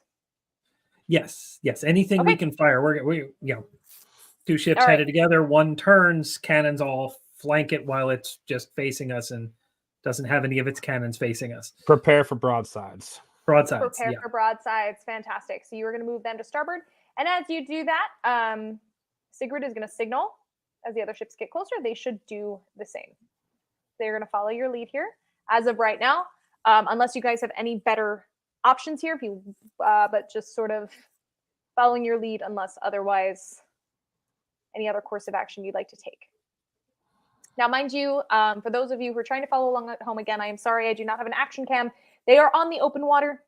It is in a grid pattern, even though it is open water. I am keeping track. So just so you're aware. But they can do anything they would like. They are not limited by anything but their speed and their dexterity at this point. It is all open water. Wait for them to meet Beverly. And Dirt Beverly. No. All right. As they see you doing this, that's Davy Jones. as they're doing this, the ship is coming at you. They have also gone full sail. So they are going to come up alongside you.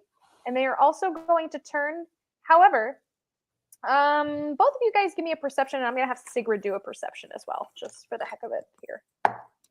Okay, she got a 19.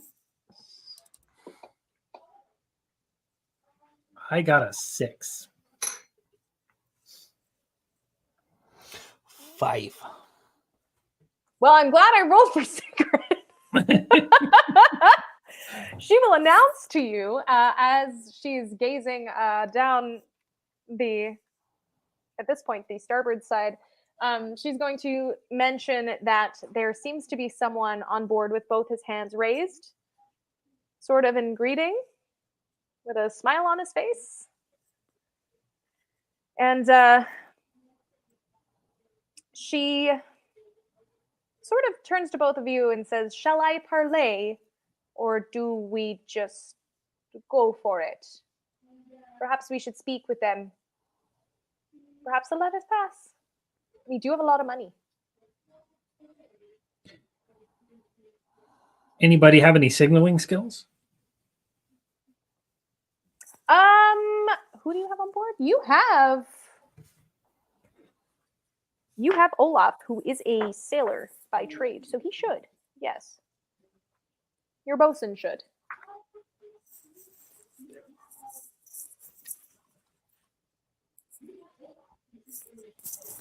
Let's come down from full sail. Okay. Slow closing the distance and Okay. see if we can signal them. What do you need? Right. What do you want? Sure. Give Olaf fire. Hang on. He's got to wave at people first. He's got to use little flags and wave them around. All right. In the meantime, you are going to be attempting to come about, which is actually a skill here. So, who is the person who's doing come about? Okay. So that is going to be a dexterity check on our ship. So each ship has its own dexterity. So I'm going to make that roll here. The Wolf's Creed has a -2 to its dexterity. So to come about, 14 minus 2 is a 12. It is over a 10, so it is going to come about. It's just going to take a little while longer to do so. So your approaching ship is already fully turned at this point, and you are in the process of turning as the signaling is happening, just so you're aware. All right. Olaf is doing his thing, making his little wavy bits. Got some hankies. And he looks to his captain and says, it looks like they're meaning us no harm. They just wish to parley with us. Sailor's honor. I wouldn't fire if I were you, but you're the captain. Kind of got a code of ethics here. At least I would talk to them. You're the boss. Sigurd goes as if she's gonna go, I'm not the boss, they are, but she catches herself. I'm the boss. Yeah. Yeah, for sure. I think we should parley because that's what obviously the code is, and I would know that because I'm a born and bred sailor. Yeah, so let's talk to them. All right, let's go. Hello there. Will you let us pass, please? I mean, let us pass or else. What's their business? Oh, what's your business there, ye lubber?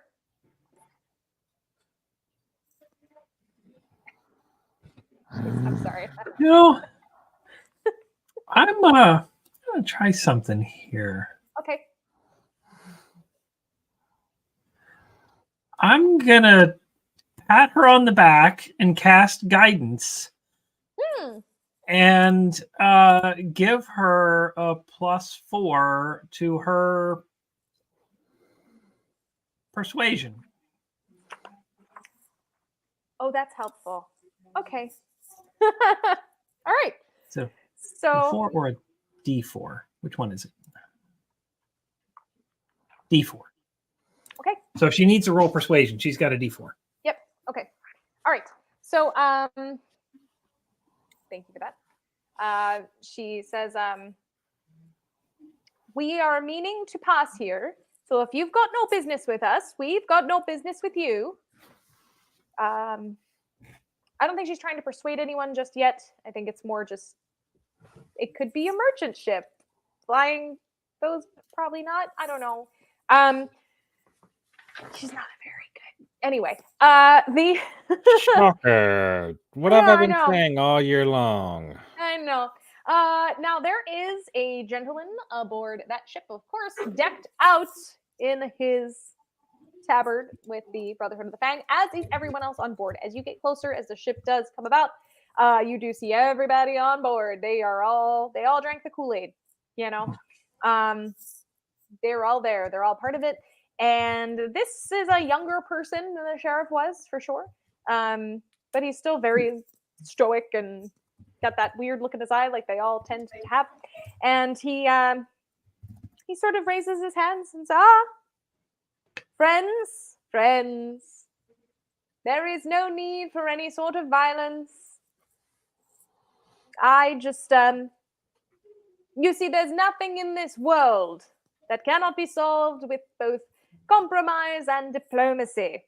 You folks happen to know a little more information than you should. But that is no matter, no great matter. I have no quarrel with you. Why don't you come aboard and we can discuss where to go from here? Simple as that, friends.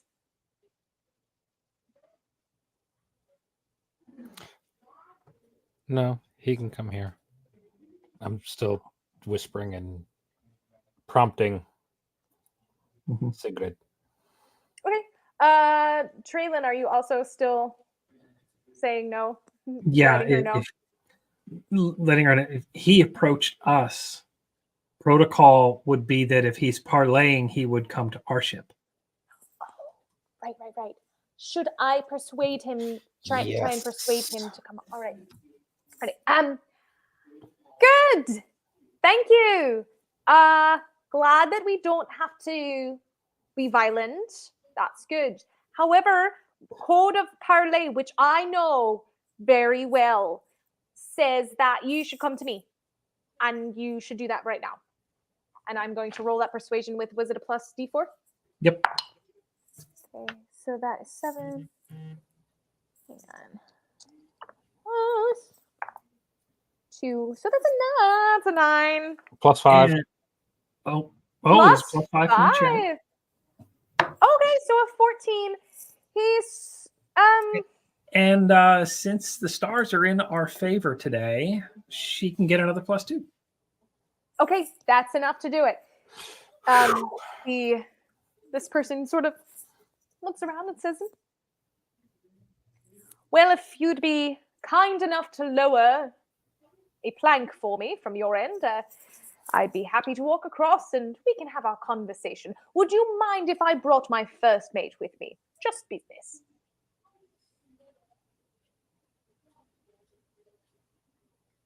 This is acceptable. Okay. The captain This is should agree. acceptable. Sure. Just one, though. Just one. Order the crew to put out a plank. Yeah, you where's that girl? Yeah, you're strong, you're bigger than everyone. Can you put down a plank, please? Good job, thank you. Come on over. What do I say to him? Greetings and welcome aboard. Say that your drink. Yeah, and say that your counselor and your first mates will conduct the business on your behalf. Oh, good. Okay. Welcome, good sir, and come aboard. Unfortunately, I've got very important captain business to do because I'm the captain. I'm the best one ever. And my mates here and my counselors, they will do business on my behalf while I go shine my boots and other things. Thank you. She like walks away. With an eyesight, though. She's not going to totally leave.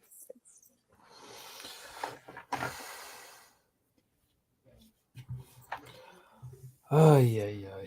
Well, that's interesting. The gentleman sort of looking around like, well, I don't know her name and she doesn't know mine, but I would like to know yours. Greetings, good sir. I am Agrax del Mirev. And Very I am nice to meet you. Trellin Stardream. Ah, excellent. Well, my name is Bjornar. Bjornar or Captain Hassel. You are so inclined, but Bjornar is fine. We have friends here. And this is Dagfinn. He is my first mate. And we are just, conducting business on our end. I understand that you have business on yours to attend to. And as I am a man of business, I would like to keep this brief. So, let me explain. May we offer you a drink? Oh, why? And a snack. Certainly. Certainly. How kind of you. Trillin, can you escort our guests down to the cabin and get a snack? I will be along post haste behind you. Can you roll a persuasion for me? I don't know how keen this person would be to go away from from where the rest of his crew can see him. Does that make sense? I think he would like to stay in broad daylight if he can, unless he's persuaded otherwise. Oh boy. Come on, Mr. Charisma. Sweet. Oh, sweet. That's charisma. That's a 15 for me. All right, and that is going to be against charisma. All right. Yes, he says to you, well, where is this place? Because I very much would love to have a drink with you, but I don't quite know if I should leave my crew unaccompanied. Is there somewhere else that we can have this drink, or must it be this place? Understand your hesitation. How about we get the crew to bring a table to the aft castle? Aft works much is a much more suitable location, Traylon. Yes, aft. So remember, you are broadside to broadside. So this technically means that you guys are just moving to the right, but it is further away from that plank of wood. So he agrees. It is still on top deck. You are not below deck. Totally agrees. He goes with you. The crew is bringing up a As little long as table. he's away from the forecastle and where I'm about to do something. I need to speak to somebody. That's I fine. want him away. I just, with that roll, it was still not enough necessarily to get him to like go below deck where no one can see him. He's not that dumb. Not that dumb. But he will move with you over to crew can still see him. So he sits and he agrees to whatever food or drink you are going to give to him. I don't know what that plan is. Jerky.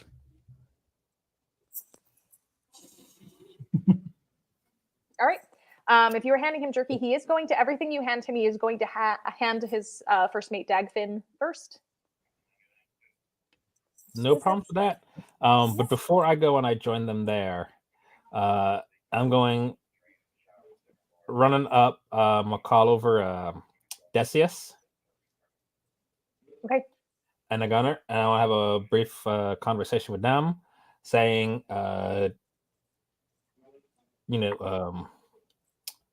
hush on the down low, but in case of emergency, keep the Dragonfire hot on standby if the word is shouted to you.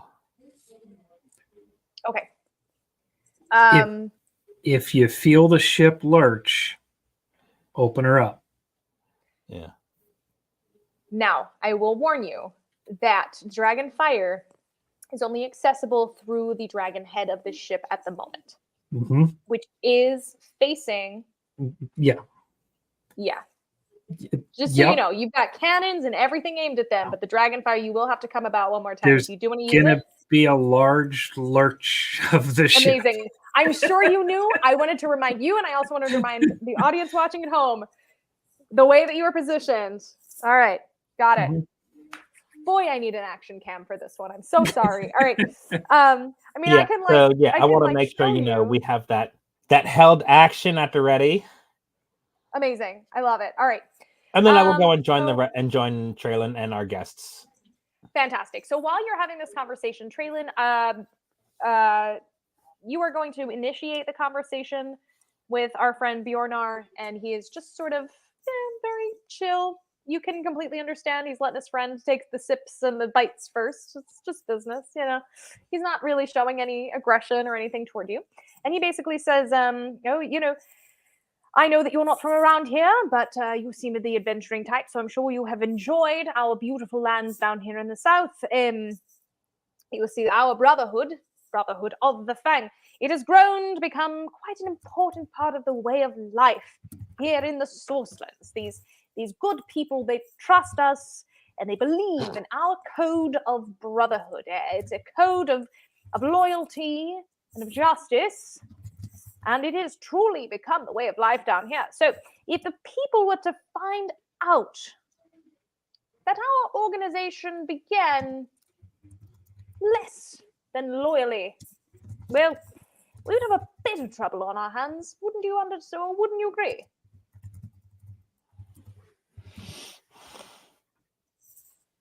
So you'd like to bribe us for our silence? Bribery? Well, we could certainly discuss it, of course. As you see, the Brotherhood is more than just an organization of very brave individuals who like to keep the justice and safety of our nation. In fact, we've become so influential that I couldn't imagine a world without us operating in it. So if you were to name your price, it would be worth discussing, of course. Argrax, I will mention that you're coming back around this time. Okay, I'm just waiting to see when I get back in. Now, I will mention naming your price. It's a bit hard for us. You know, we're the ones put out by all this. You're sort of at the advantage here, so don't misunderstand me. It was hard enough half a century ago to convince the people that Jarl was not quite a folk hero, as everyone liked to call him. He was more of a madman with a very feeble mind, as I'm sure you've discovered on your magical journeys here. So, I fear that we have reached an impasse because I hear tell that you have a new pirate queen, and I believe that is who I have met. Is it not?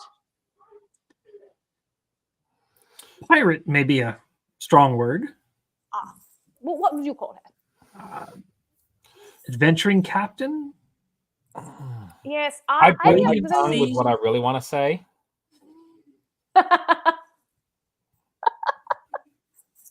See, when you say pirate, you usually assume that means someone who's going to use their ships to take what they want from others. And this is not to cause havoc and debauchery and open brothels, that kind of thing. Oh, we certainly don't want those, do we? No. So what is it that you would call her then? What is a more appropriate title? Tell me, so I may be on the same page as you, my friend. Actually, just out of a spurt, I will say the Wolf Queen. The Wolf Queen. Well, that is a very fetching name. I have never heard something so catchy in my life. Don't you think so, my friend? Dagfinn thinks so too. Now, the problem with something, I agree with you. Pirate Queen, a bit of a messy name. Adventuring Captain, well, that doesn't quite explain it either, but Wolf Queen. Now, Wolf Queen. That's even worse for us here, is it not? A Wolf Queen could very quickly become a folk hero of our Sourcelands, couldn't she? We certainly can't have that. Now, Pray tell, why not? oh, What's wrong with heroes? it is not the heroes, my friend. It is who the people think are the heroes. And once they have been convinced to follow their hero blindly, well, then justice cannot always win the day, could it? It is more that the people are inspired to follow some grand figurehead and don't seem to actually follow any sort of decorum or, say, militant supervision. It's very hard for us to keep the peace among the people if they have some wild hero sailing the seas, teaching them that rebellion is more enticing than following the law. You see, we have eyes and ears everywhere, my friends, even beyond the border of the Sourcelands. And I know you certainly didn't think that your stunt at that Taxaby tavern would go unnoticed, did you? You must have assumed that we would have come to speak on this topic. So, all this being said, how do you believe? Of course, you having all the power in this little discussion of ours. How do you think we should proceed? So I get what I want, and you get anything that you want in your price. So, sidebar question. Sure. I'm going to assume that since he is knowledgeable of the true history behind, apparently, from what we've learned, that he knows all of the names of people and stuff from the before time. Yeah, I'll just tell you that Therefore, one for free. he'll know of Ivar. And Sigrid's never properly introduced herself with her full name. No, she is not. So we can assume that it may be a shared family name, or we can just play a bluff. But either way, the name Hafson will strike a chord. Hafson will strike a chord with this particular person. Yes, I can give you that one for free. Okay. But yes, Sigrid is like Jane. It's one of the most popular Nordic names, Yeah. which is why I picked it. It was easy. So yeah, that won't draw any attention if she's just Queen Sigrid right now to everybody that she's right. Yeah. Well, I may be no wizard, per se, but if I was a gambling fellow, I would reckon that a hero by the name of the Wolf Queen Sigrid Hafson would be quite the sight to see upon these lands and waters. So yeah, I want to drop that bombshell and see what happens. Roll a perception so I can tell you just how many facial expressions you can pick up on here. Just for fun. Because I think this is a really, really fun idea. All right. I'm going to see a lot of them. Okay. 26. Oh! All right. 10. Okay. So Argrax, you are going to see that there is a spark for sure. Like a ooh. He's hiding it pretty well. This guy is really good at that's why they sent him over, But Traylon, you are definitely going to see that recognition and almost like a disbelief. And because you rolled so high, I will just give this one to you.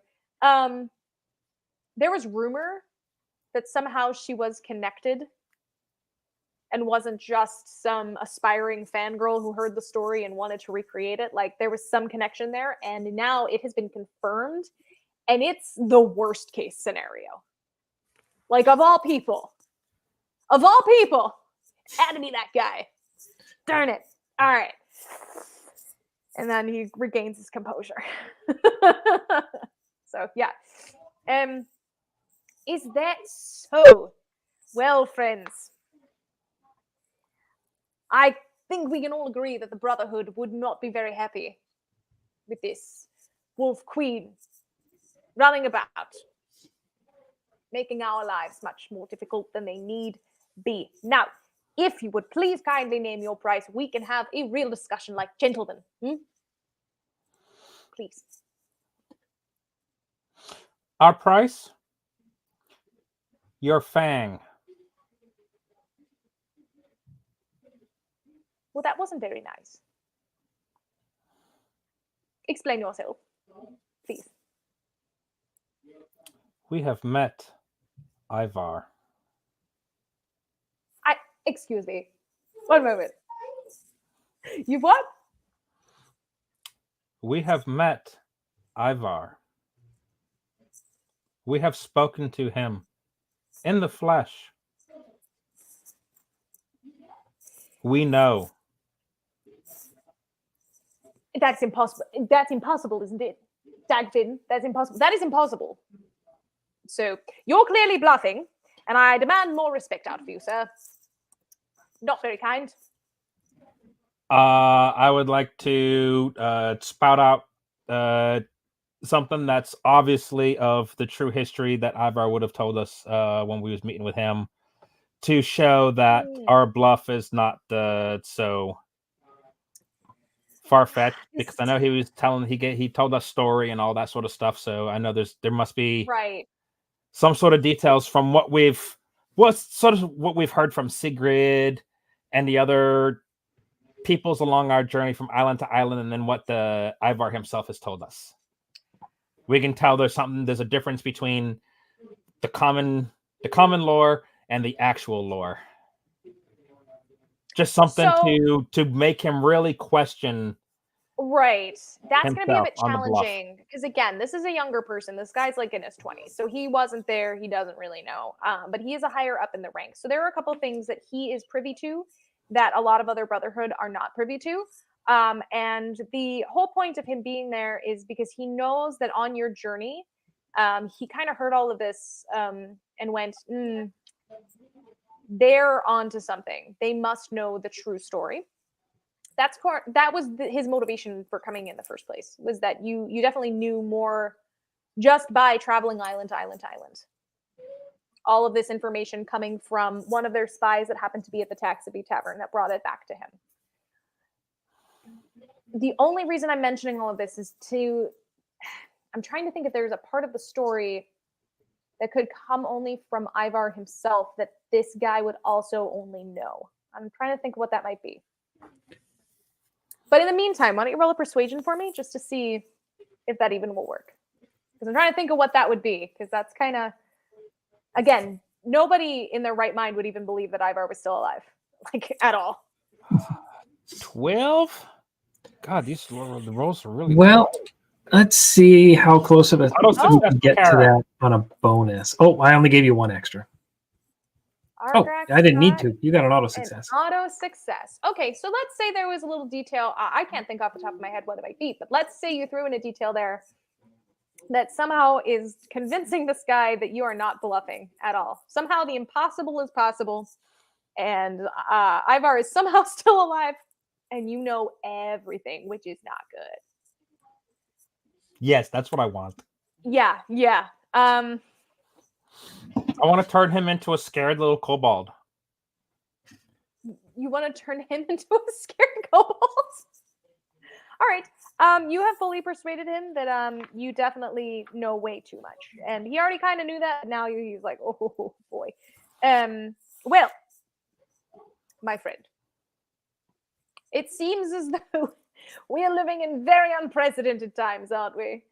You've spoken with a ghost, and you happen to know even more about my beloved brotherhood than perhaps many of our members even do. And if they were to learn such a terrible thing about our magnificent brotherhood, I don't know how we would survive. Truly. So, Well, your islands and southlands are small.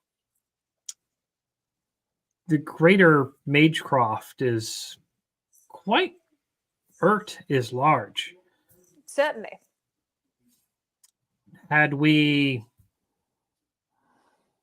an even more powerful flagship, some more loyal crew, substantial wealth, and keep our historical ship, there's no reason we couldn't go off and be a folk hero in another land. So what we're after anyway is to chase the stars. There's only so many stars here. Nope. I hold up my staff with my little crystal star map. My map isn't even complete. So, you're telling me that if you were to swear to leave this land, all of the Sourcelands, in search of far greater shores, taking all secrets with you, and all of the things that you've requested, of course, that we would provide, never to return, you would do as you say. Sure. Your ship, our ship, giant chest of gold, and we'd be on our way. Maybe.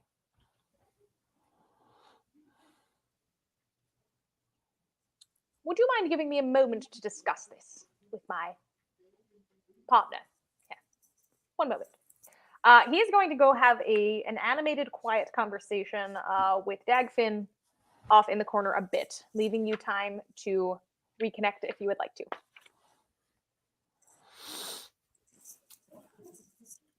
I say this is actually getting quite fun here now. What say you, Traylon?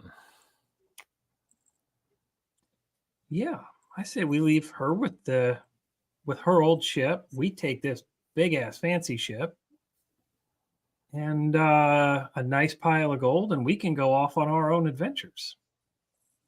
Oh no, I still kind of want to squash this old Fang once and for all, and let Sigurd and Ivar rebuild the way that it appears that it should have been done. We could do that too. I've got an idea how to do it. I mean, all we got to do is use my little water trick to spin this ship and then drop his in a whirlpool and cook them. Little dragon fire. And let You know, basically we cook them with dragon fire from a distance and let Beverly out on their underdecks. You throw a couple spells, we throw a couple of cannon rounds, and I don't think that ship's going to last too long.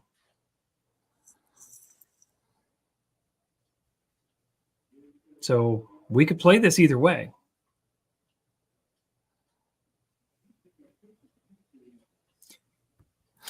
Yeah, let's do the right thing and end the Fang.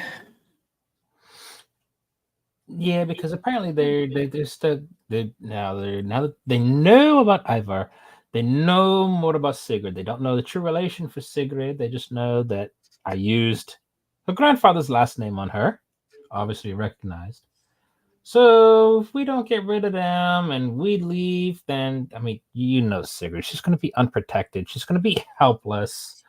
So let's try to get her this final push, character build up, and set her up as a glorious wolf queen, properly groomed.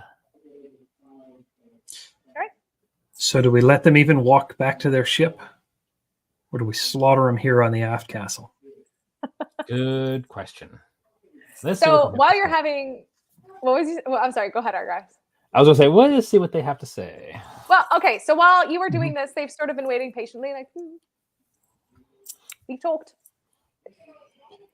So, gentleman to gentleman, if you were to sign a contract that we draft up with your name signed at the bottom that would hold you to your promise, I see no reason why we cannot do business. So, what my compatriot and I are going to do is go draft up that lovely little contract, bring it back over here, and have you all sign it. And we will sign it and go on our merry ways, us back to our beloved Sourcelands, and you to finer, greater things and brighter stars. Does that sound like a plan, gentlemen? Sounds sus. Captain, come on up. We'd like to discuss a contract. Me. Yes, me, Captain. Yes, I'm the captain. Right. Contract then. Let's do it. What contract? The gentleman captain here from the Fang has a proposal for us. What does he?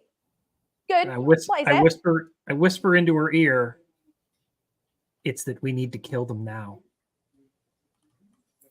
Call it. That? Oh. Well, even though this has been lovely spending this time to meet you, Mr. Person, unfortunately, I think we have to kill you. And she sort of looks around herself at everybody and points. And Belle Phoebe, ready to rock on those cannons, lets one fly. And I cast Control Water and hard rotate the ship 90 degrees. Amazing. Since everybody on the ship knew I was going to do it, right. Everyone's hopefully we're near a handrail. Right. And hopefully everybody else should be making a deck save. Yeah. No, for sure. Okay. So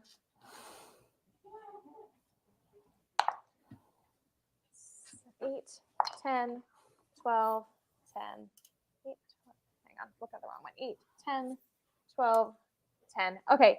I'm assuming my 8 is getting a little knocked on their feet, or knocked off their feet, correct?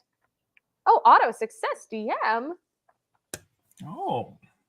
All right.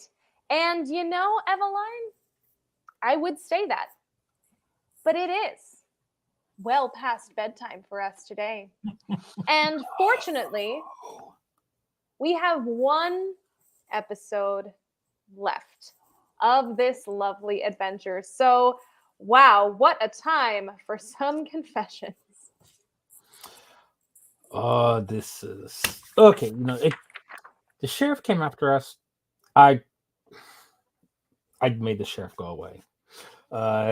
He squashed. So let's just do this. Sigrid seems to be starting to get it. I think.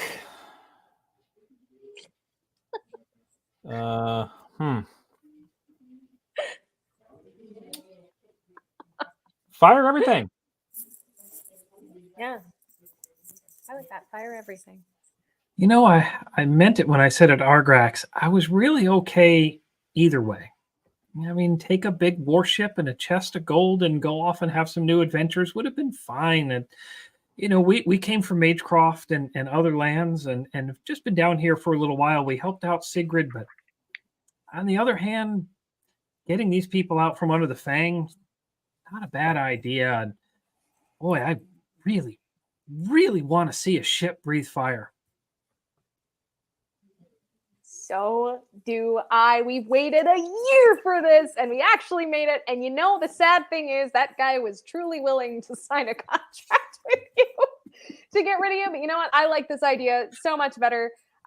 Folks, I cannot tell you how happy I am that we are all here together tonight doing this. We have one more game. It is next Thursday, same time, same place, to finish our story. Goodness knows how long it's going to take. I'm not touching any of my materials. They're going to sit here all week because I do not want to miss one detail of this wonderful, wonderful adventure. But in the meantime, I will remind you that, like I said, we have one more. But in the meantime, we do have some shows between now and the end of the year. It is not our normal schedule. People are off doing holiday things. We totally understand. I am sure that we have, at the very least, another Creating with the Crew. I'm sure we have another Gothic Horror Gaming. They are finishing their game from yesterday. And there should be a couple more things between now and when we start back up again in 2024. Just keep an eye out. But, who knows? I will be updating you in real time. We are all sort of flying by the seat of our kilts right about now. But before we go, I would like to thank you all so much once again for joining us this evening. And of course, when a regular 20 just won't do, you need, that's not it. Hang on. It's in here somewhere. A nat 21. No. We're done. There it is. It's going to happen. No. Hit it. There you go. I don't know what happened. Have a great night, everybody. I will see you on the other side here. Outro.